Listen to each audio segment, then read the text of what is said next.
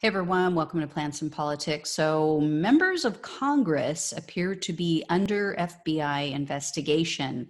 So, here's the deal. Shortly after the attack on the Capitol began that day, the FBI apparently used these special emergency powers that don't require a court order. And they use them to collect cell phone data and other communications, but not just in regard to the terrorists who stormed the building. They also gathered the data of members of Congress and their staff members who happened to be at the Capitol that day. And according to a retired senior FBI official who spoke with the Intercept news outlet, this information is being used to trace any links between suspects, which includes members of Congress. So this tracks with previous reporting that the Capitol Police are investigating whether or not members of Congress aided and abetted rioters, adding to the validity of what this retired FBI agent told The Intercept is the fact that the Justice Department publicly announced the inclusion of senior public corruption officials in their January 6th task force. So this former FBI agent said that because the FBI is utilizing the services of public corruption officials, it, quote, indicates a focus on public officials, i.e., Capitol Police and members of Congress. This, though, is not being taken well by everyone. An unlikely person is Democratic Senator Sheldon Whitehouse. He is calling for the FBI basically to stand down and allow the Senate to handle the matter to maintain the separation of powers. Whitehouse said that he has asked and he expects the Senate ethics panel to look into potential coordination and conspiracy with members of Congress. I don't know about this. They don't have the best track record of holding their members accountable. So that's my issue with that. But there also appears to be an issue related to the speech and debate clause, which is in the Constitution, which would, in theory, prohibit the FBI from collecting this type of information. And that's because of the sensitive and sometimes private nature of some communication that relates to policy and other government matters, which, of course, members of Congress might have been discussing either with each other or their staff members or what have you.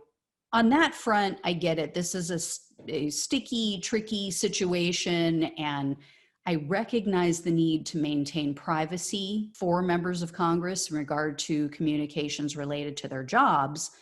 So I don't necessarily understand why they would collect data on all members of Congress. I mean, obviously there are some who were not in any way involved in this, but certainly there's a need to obtain and review potentially incriminating evidence on the devices of people like Marjorie Taylor Greene or Lauren Boebert and Louis Gohmert.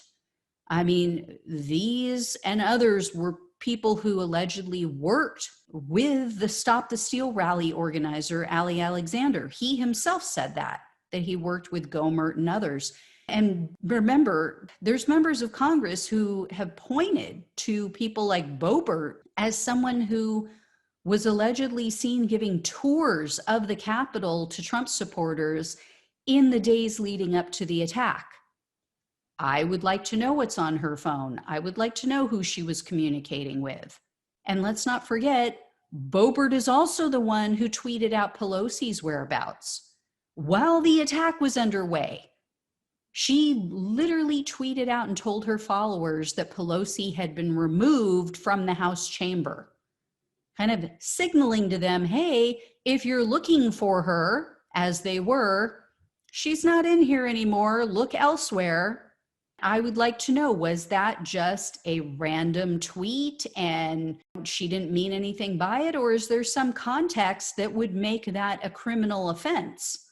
So I see both sides of this, but we have to get to the bottom of how this went down, how people seem to know where they were going in the Capitol building, especially how they got their hands on maps of the Capitol building, how they knew the protocols and where to go. We now know from some of these arrests that some of these people were communicating with each other, and some of them were giving direction and saying, they're in the tunnels, they're here, they're there, go down the steps and turn to the right.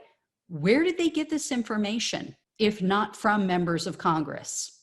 So, yeah, I get it, separation of powers and all that. But as I said, Congress has a piss poor history of taking issue with their own members and holding them accountable.